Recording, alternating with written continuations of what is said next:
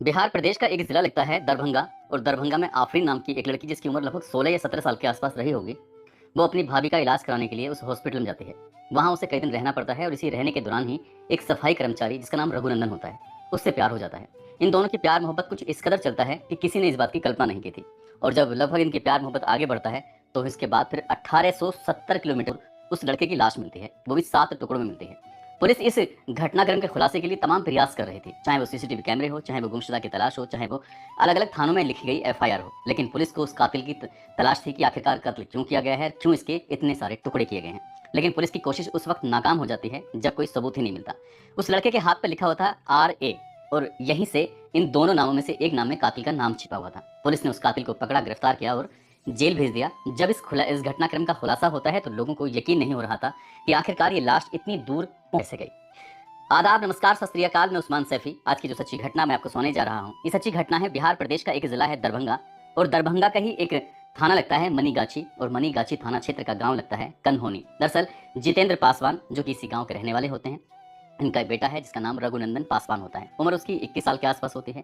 31 अक्टूबर 2024 की रात लगभग 10:30 बजे के आसपास का वाकया हो रहा था। वो अपने बेटे को फ़ोन करते हैं, फ़ोन करके पूछते हैं कि तुम कहाँ पर हो। तो जो उसका बेटा होता है रघुनंदन पान, वो कहता है कि पिताजी, मैं अपने दोस्त के पास आ चुका हूँ। मैं अपने दोस्त से बात करके उससे फ्री होकर तुरंत वापस आऊँगा और आपसे फिर बात करूँगा। जैसे ही पिता ने ये बात सुनी, पिता को थोड़ी तसल्ली हो जाती है, क्योंकि बेटे की उनको ज़्यादा फ़िक्र हो रही थी। इसके बाद फिर घंटे बीत जाते हैं और बेटे से फिर संपर्क नहीं होता। दिन निकलता है, यानी कि 1 नवंबर 2024 आ जाता है। उसके बाद फिर जितेंद्र पासवान अपने बेटे रघुनंदन पासवान को फिर से फ़ोन करते हैं। फ़ोन करने के बाद सुबह के 7 बजे के आसपास के वाक़या था। जब फ़ोन कर रहे थे, तो फ़ोन उसका स्विच ऑफ आ रहा था। अब उसका फ़ोन बंद होना ही पिता के लिए परेशानी का सबब बन जाता है। वो सोचने पर मजबूर हो जाते हैं।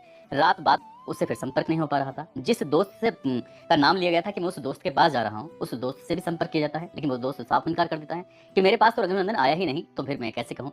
वो बार-बार रघुनंदन के बारे में पूछ रहे थे, लेकिन साफ इनकार कर रहा था।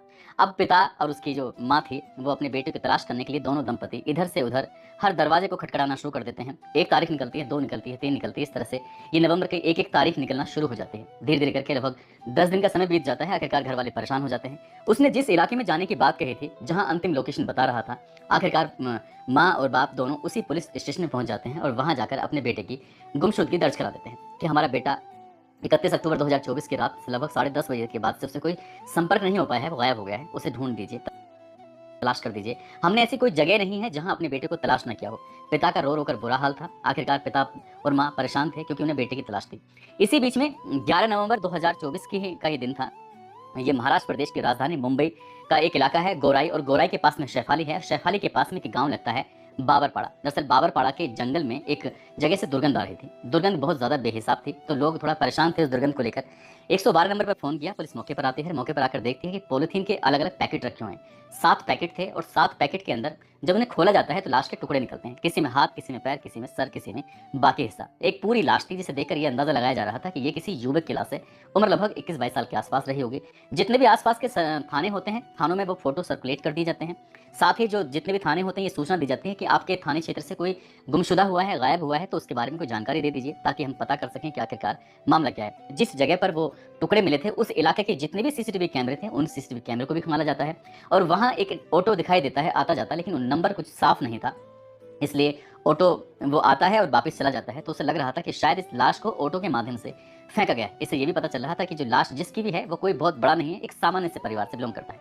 एक तरफ पुलिस एक लाश मिली है, 7 टुकड़े मिले हैं, उसकी कातिल को तलाश कर रही थी। एक तरफ माँ और बाप हैं, वो अपने बेटे को तलाश कर रहे थे। इसी बीच में एक कांस्टेबल, एक सिपाही कहता है कि बाबूजी, आप अपने बेटे को जो ढूंढ रहे हैं, एक सोशल मीडिया पर एक फोटो बहुत तेजी के साथ वायरल हो रहा है। आप इस फोटो को देख के बताइए, कहीं ऐसा तो नहीं है ये आपका बेटा हो। 7 अलग-अलग टुकड़े थे। उन 7 टुकड़ों में से एक टुकड़ा ऐसा भी था शरीर का, उस टुकड़े पर लिखा हुआ था बड़े से अक्षरों में RA। तो जब RA लिखा होता है, उस RA को लिखा देखकर पिता कहता है कि तुम मेरा बेटा ही है। जैसे ही पुलिस वाले ने ये कहा कि तुम्हारा बेटा कैसे हो सकता है, उसने कहा कि जी, इस पर RA लिखा हुआ है। अब आर्य के बारे में पूछा जाता है कि क्यों ये, तो उसका लड़के का नाम रघुनंदन पासवान होता है, लेकिन RA क्यों लिखा हुआ है। फिर ए के पीछे की वो कहानी जब अपना सुनाता है, तो सुनाने के बाद फिर पुलिस वाले भी दंग रह जाते हैं। दरअसल कहानी शुरू होती है बिहार प्रदेश के जिला दरभंगा से। दरभंगा में एक हॉस्पिटल होता है। अब से 1.5 साल पुरानी ये बात है। जब ये लड़का उसमें सफाई कर्मचारी का काम कर रहा था, तब एक आफरीन नाम की एक लड़की होती है। आफरीन एक काल्पनिक नाम है, क्योंकि ए से हमने उसको जोड़ने की कोशिश की है। तो आफरीन अपनी भाभी का इलाज कराने के लिए आती है और उसे हॉस्पिटल में रुकना होता है अपनी भाभी की देखभाल के लिए, तीमारदारी के लिए। जब भाभी के देखभाल के लिए रुकना होता है, इसी बीच में एक लड़का है जिसका नाम रघुनंदन पासवान है। रघुनंदन पासवान इस हॉस्पिटल की साफ सफाई में हिस्सेदारी ले रहा था, अपना काम कर रहा था, ड्यूटी कर रहा था। वो लड़की उस लड़के को देखती है और देखते ही पहली नजर में दोनों को एक दूसरे से मोहब्बत हो जाती है, प्यार हो जाता है। लड़का उसके हॉस्पिटल में रहते हुए किसी न किसी रूप में मदद कर रहा था और ये मदद ही उसको अच्छी लग रही थी, और देखते देखते वो दोनों एक दूसरे के करीब आ जाते हैं। फोन पर बातचीत का सिलसिला शुरू हो जाता है। बातचीत लगातार बढ़ रही थी आगे, और जब बातचीत बढ़ रही थी तो वो ये दोनों एक दूसरे के नजदीक आ जाते हैं। हालांकि इन दोनों के जो घर होते हैं एक दूसरे से लगभग 22 किलोमीटर का अंतर होता है, लेकिन ये दूरियां कोई ज्यादा दूरियां नहीं थी। जब भी बात करने का मन करता था एक दूसरे को फोन लगाते थे, फोन पर बातचीत हो जाया करती थी। लेकिन इस प्यार की भनक लड़की के परिवार वालों को लग जाती है। जैसे ही लड़की के परिवार वालों को इस प्यार की भनक लग जाती है, लड़की के परिवार वाले थोड़ा परेशान हो जाते हैं, इस बात का एतराज करते हैं, विरोध करते हैं, लड़की को भी डांटते हैं, डपटते हैं, फटकते हैं, कहते हैं कि आज के बाद उस लड़के से मिलने की कोशिश मत करना। उस लड़के को भी डांटा जाता है, फटकारा जाता है कि तुम उस लड़की यानी कि आफरीन से मिलने की बिल्कुल भी कोशिश मत करना। दोनों परिवार आपस में ये बातचीत भी करते हैं। इसके लिए एक बाकायदा पंचायत आयोजित की जाती है। पंचायत में ये फैसला लिया जाता है कि लड़का लड़की से मिलने की कतई कोशिश न करे, नहीं तो अंजाम अच्छा नहीं होगा। जब ये बात उसके पिता इनके रघुनंदन के पिता जितेंद्र को पता चलती है, तो जितेंद्र को थोड़ी तकलीफ होती है, ऐसा ना हो कि बेटे को कोई नुकसान हो जाए। इसलिए उन्होंने अपने बेटे को बहुत दूर यानी कि महाराष्ट्र प्रदेश का एक शहर है पुणे, पुणे में उसे भेज देते हैं। पुणे में वो एसी का काम करने लगता है, एक एसी की कंपनी होती है, वहां पर अपना काम करने लगता है। लेकिन वो लड़का बीच बीच में उस लड़की से संपर्क साधने की कोशिश करता था। घर वालों को ऐसा लगता था कि कहीं ऐसा ना हो कि ये लड़की कहीं उससे फिर से बातचीत करना शुरू कर दे। इस लड़की का जो भाई होता है जिसका नाम सत्तार होता है, सत्तार मुंबई में रहकर वो एक जगह पर काम करता है, उसका बकरे का मीट वगैरह बेचता है। उस इलाके का नाम है मीरा भायंदर। मुंबई में रहकर जो ये सत्तार होता है बकरे का मीट वगैरह बेचता है, वहीं से अपने कारोबार करता है। तो उसने सोचा कि क्यों ना अपनी बहन को अपने पास मुंबई ही बुला लिया जाए, तो इसलिए वो अपनी बहन को मुंबई बुला लेता है। लड़का पुणे में रहने लगता है और लड़की मुंबई में मीरा भायंदर में रहना शुरू कर देती है। पिता अपने बेटे से ऐसा कोई दिन नहीं था, ऐसा कोई लम्हा नहीं था जब उस पर नजर नहीं रखता था। जितेंद्र पासवान अपने बेटे यानी कि रघुनंदन से बार बार बातचीत करता था और पूछता था कि तुम कहाँ हो, ठीक हो। जब बेटा घर आ जाता था, सो जाता था, तो तसल्ली हो जाया करती थी। 31 अक्टूबर 2024 की रात लगभग 10:30 बजे के आसपास अपने बेटे से बातचीत करता है, तो बेटा कहता है कि मैं दोस्त के पास आया हुआ हूँ, यानी कि अंधेरी में वो पहुंचा हुआ है। जब अंधेरी की बात आती है तो अगले दिन संपर्क होता है, लेकिन संपर्क हो नहीं पाता, फोन उसका बंद आता है। पिता उसे अंधेरी, पुणे, ऐसी कोई जगह नहीं थी जहां पर उस बेटे को तलाश ना किया गया हो, लेकिन बेटा मिलता नहीं है। आखिरकार लाश मिलती है। लाश के हाथ पर एक जो उसका हाथ था उस पर आरे लिखा जाता है, और ये आरे की कहानी जब समझाई जाती है पुलिस को, तो पुलिस ने उस सत्तार की तलाश करना शुरू कर देती है। आखिरकार पुलिस 13 नवंबर 2024 को सत्तार नामक लड़के को गिरफ्तार कर लेती है। मीरा भायंदर से गिरफ्तार करने के बाद उससे पूछताछ करती है। शुरुआत में वो इधर उधर की कहानी बताना शुरू कर देता है, लेकिन जब पुलिस उससे सख्ती से पूछताछ करती है तो वो राज खोल देता है। राज कुछ इस तरह से खोलता है कि इस लड़के ने यानी कि रघुनंदन ने इस लड़की से संपर्क करने की कोशिश की, लेकिन उस लड़की का नंबर जो था वो बंद हो चुका था। इसलिए उसने हिम्मत जुटाई, और हिम्मत जुटाने के बाद लड़की के भाई सत्तार को ही फोन मिला दिया और सत्तार से बातचीत की। सत्तार ने कहा तुम परेशान क्यों होते हो। लड़की को फोन दे देता है। उस लड़की से कहता है कि तुम इस लड़के को अपने पास बुला लो। यानी कि 31 अक्टूबर 2024 की रात 10:30 बजे वो अपने दोस्त के घर नहीं बल्कि अपनी प्रेमिका जिसका नाम आफरीन होता है उसके घर पहुंच जाता है, उसके भाई के पास पहुंच जाता है। जैसे वहां पहुंचता है तो उसे कोई माहौल ऐसा लग ही नहीं रहा था कि उसकी जिंदगी की आखिरी रात होगी। वहां बैठते हैं, आराम से बैठ के शराब पीते हैं। जब ज्यादा मात्रा में शराब पी लेता है रघुनंदन, तो उसको फिर उल्टी आने लगती हैं। उल्टी आने के बाद उसे कहा जाता है कि तुम जाकर इत्मीनान से सो जाओ। उसे वो सुला देता है और सत्तार बैठा हुआ अकेले ही शराब पी रहा था। जब वो बहुत ज्यादा नशे में हो जाता है तब उसे गुस्सा आता है। उसे कहता है कि इसकी इतनी हिम्मत कैसे हुई कि वो मेरे घर पर भी चलाया मेरी बहन से मिलने के लिए। इसलिए जिस बकरे को, वो अलग अलग बकरों को जिस हथियार से, जिस चाकू से वो काटता था, उसी चीज से उसने उस लड़के के अलग अलग हिस्से कर दिए, टुकड़े कर दिए। अब वो सोचने पर मजबूर हो गया कि ये लाश के टुकड़े कहाँ ठिकाने लगाए। तभी उसे ध्यान आता है कि क्यों ना इन्हें पॉलिथीन में पैक कर दी जाए।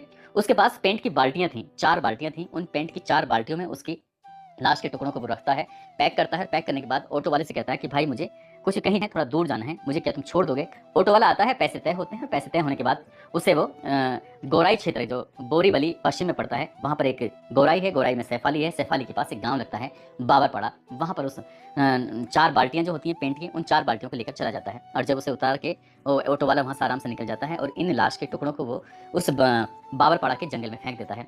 ये 1 नवंबर 2024 की सुबह में उसने ये काम किया था। आराम से काम करके वो अपना निकल जाता है।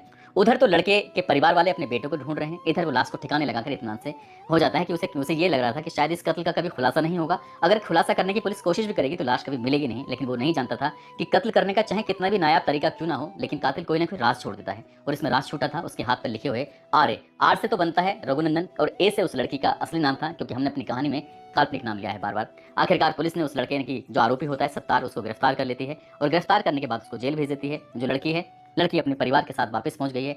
अब शायद सत्तार की जिंदगी पूरी सलाखों के पीछे गुजरेगी और लड़की जो बार बार उसे समझाने की कोशिश कर रहे थे और लड़के को बार बार समझाने की कोशिश कर रहे थे, दोनों में से कोई मान नहीं रहा था और उसके परिवार से उनका बेटा छूट चुका है, जो शायद कभी लौटकर अब वापस नहीं आएगा। दोस्तों, इस पूरे घटनाक्रम को सुनाने का उद्देश्य किसी को परेशान करना नहीं है, किसी का दिल दुखाना नहीं है, बल्कि आपको जागरूक करना है, आपको सचेत